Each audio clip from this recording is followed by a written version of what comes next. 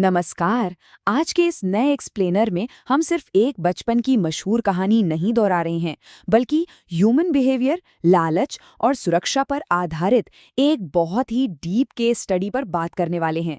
ये कथा है अली बाबा और 40 चोर की। चलिए बिना किसी देरी के सीधे शुरू करते हैं और देखते हैं कि लालच और सेफ्टी को लेकर इससे क्या जबरदस्त सीख मिलती है।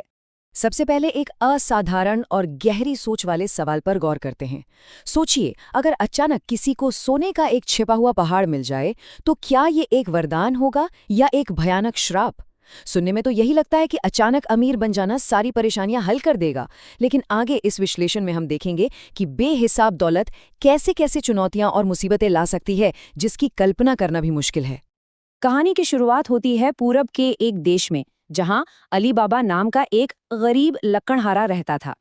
एक दिन जंगल में लकड़ियां काटते वक्त हथियारों से लैस कुछ घुड़सवारों को आते देखकर वो डर के मारे अपना गधा छिपाकर एक पेड़ पर चढ़ गया। तभी एक नेता जैसा दिखने वाला व्यक्ति एक विशाल चट्टान के आगे खड़ा हुआ और चिल्लाया, खुल जा सिमसिम। और हैरान के रूप से वो चट्टान एक दरवाजे की तरह खुल गई। उसके ठीक पीछे एक रहस्यमयी गुफा थी और अली बाबा ने ऊपर से 40 चोरों को उनके भारी थैलों के साथ उस गुफा के अंदर जाते देखा।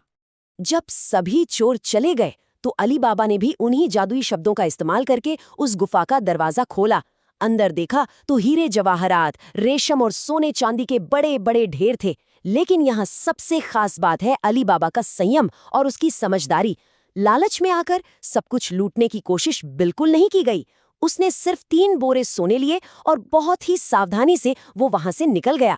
ये थोड़ी सी दौलत लेने की आदत और सावधानी नहीं, सुरक्षित घर पहुंचने में मदद की, ताकि अचानक अमीर दिखकर किसी का ध्यान आकर्षित न हो। आगे बढ़ने से पहले ग्रीड यानी लालच को ठीक से समझना जरूरी है। ये आखिर है क्या? ये किसी चीज, खासकर दौलत की ऐसी स्वार्थी और तीव्र इच्छा है जिसमें इंसान आने वाले हर खतरे को पूरी तरह अनदेखा कर देता है।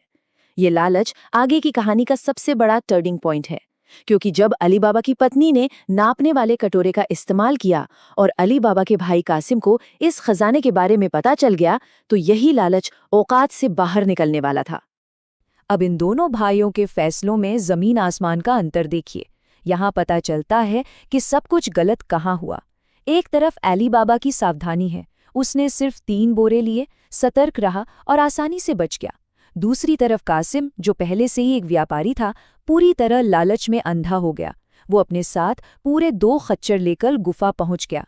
जब इंसान को जरूरत से ज्यादा पाने की चाह होती है, तो वो अपनी बेसिक सुरक्षा को भी भुला देता है और खुद को एक बड़े खतरे में डाल लेता है। कासिम ने गुफा में घुस के लालची बनकर ज्यादा से ज्यादा सोना इकट्ठा किया। लेकिन लालच और डर का असर दिमाग पर कैसा होता है? जब कासिम खजाना लेकर बाहर निकलने के लिए चट्टान के पास आया, तो घबराहट में वो जादुई शब्द पूरी तरह भूल गया। डर के मारे जो भी दिमाग में आया चिल्लाने लगा, खुल जा दरवाजा, खुल जा गेहूं, जौ, नाशपाती, सेब। ये सुनने में थोड़ा फनी जरूर लगता है, लेकिन जरा ध्यान दीजिए कि घबराहट ने कैसे उसके सोचने समझने की पूरी शक्ति को ही खत्म कर दिया था। और इस पैनिक और हद से ज्यादा लालच का परिणाम बहुत भयानक और दुखद निकला। सही शब्द के बिना चट्टान अपनी जगह से 1 इंच भी नहीं हिली। अपनी ही बनाई मुसीबत में फंसा कासिम अंदर ही अंदर अपनी मौत का इंतजार करने लगा। जब वो 40 चोर वापस आए तो उन्होंने कासिम को पकड़ लिया और बिल्कुल माफ नहीं किया। कासिम की दर्दनाक मौत का सीधा संबंध उसकी ज्यादा इकट्ठा करने की सोच यानी होर्डिंग मेंटालिटी से था। ये सबके लिए एक बहुत बड़ी और क्लियर वार्निंग है कि लालच का अंजाम हमेशा बुरा ही होता है।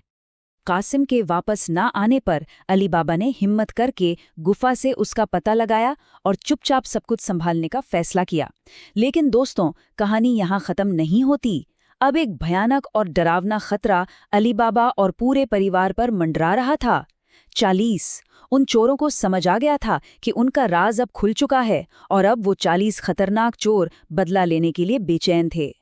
एक सच्चाई ये भी है कि अचानक आई दौलत अक्सर ध्यान आकर्षित करती है, इसीलिए लगातार सुरक्षा और चतुराई बनाए रखना बहुत जरूरी हो जाता है।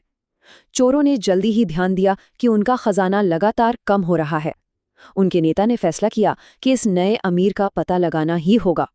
उसने तुरंत शहर में एक जासूस भेजा ताकि पता लगाया जा सके कि अचानक नया दौलतमंद कौन बना है और कहाँ रहता है। अब गौर करें कि यह खतरा दिन ब दिन कैसे बढ़ता गया और कैसे अली बाबा की पत्नी की समझदारी ने पूरे परिवार को बचाया। पहले दिन जासूस ने अली बाबा के घर को पहचानकर उसके दरवाजे पर एक गुप्त निशान बना दिया, लेकिन दूसरे दिन पत्नी ने वही निशान गली के सारे दरवाजों पर बना दिया, जिससे सारे चोर पूरी तरह कंफ्यूज हो गए। अंत में तीसरे दिन नेता ने खुद तेल के व्यापारी का भेष बदलकर अली बाबा के घर में आश्रय लिया, जहां उसने तेल के बड़े बड़े घड़ों के अंदर अपने 40 चोर छिपा रखे थे। यहाँ पत्नी की तेज सोच एक बार फिर सबको बचा लेती है। पहले कदम में आंगन में रखे उन घड़ों से कुछ फुसफुसाहट सुनाई दी। तुरंत खतरा भांपकर अगले ही कदम में बिना शोर मचाए रसोई में तेल का एक बहुत बड़ा कड़ाहा उबाला गया और आखिर में हर घड़े में वो उबलता हुआ तेल चुपचाप डाल दिया गया। इस बेहतरीन और तेज तरीके से उन छिपे हुए चोरों का खतरा हमेशा के लिए शांति से खत्म कर दिया गया। आधी रात को जब चोरों का नेता अपने साथियों को आदेश देने आंगन में आया तो घड़ों से कोई जवाब नहीं मिला। जब उसने अंदर झांक कर देखा तो अपने साथियों का हाल देखकर वो डर के मारे जम गया। यहाँ संदेश बहुत साफ है। जब नेता ने अपनी बुरी मंशा, लालच और गलत महत्वाकांक्षा का तबाहकुन अंजाम देखा तो वो इतनी बुरी तरह डर गया कि वहां से भाग खड़ा हुआ और उस शहर में दोबारा कभी लौटकर नहीं आया। अगर हम अब तक के सफ़र का विश्लेषण करें तो तीनों मुख्य किरदारों के इरादे और उनके रिजल्ट्स बिल्कुल क्लियर हैं। कासिम का मोटिवेशन था लालच, इसीलिए उसका अंजाम हुआ कि वो गुफा में बुरी तरह फंस गया। चोरों के नेता का मोटिवेशन था गलत महत्वाकांक्षा, जिसके चलते उसको डर कर भागना पड़ा। लेकिन अली बाबा की फाउंडेशन उदारता और सावधानी थी, जिसके कारण पूरा परिवार खुशी से अपनी जिंदगी बिता सका। एक ही कहानी में 3 अलग अलग अंजाम सिर्फ नियत पर निर्भर करते हैं। इस कहानी का सबसे सकारात्मक और ज़रूरी सबक ये है कि अली बाबा और उसके परिवार ने खजाने को सिर्फ अकेले इकट्ठा करके नहीं रखा। उन्होंने दिखाया कि सच्ची दौलत का आखिर सही इस्तेमाल होता क्या है। उन्होंने व्यापार को बढ़ाया, शहर के गरीबों की दिल खोलकर मदद की, ज़रूरतमंद को पैसे दिए और यहाँ तक कि बेसहारा जानवरों का भी पूरा ख्याल रखा। दौलत जब निजी स्वार्थ से बड़ी हो जाती है तभी समाज का भला होता है और सबको एक अच्छी सीख मिलती है। तो इस चर्चा के आखिर में एक सवाल छोड़कर जा रहा हूँ।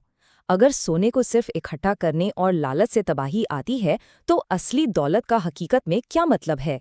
ये विश्लेषण हमें याद दिलाता है कि सिर्फ पैसा कमाना काफ़ी नहीं है, बल्कि उदार होना, सतर्क रहना और दूसरों की मदद करना ही एक सफल और सुरक्षित जीवन की चाबी है। इस दिलचस्प एक्सप्लेनर का हिस्सा बनने के लिए बहुत बहुत शुक्रिया। Keep learning.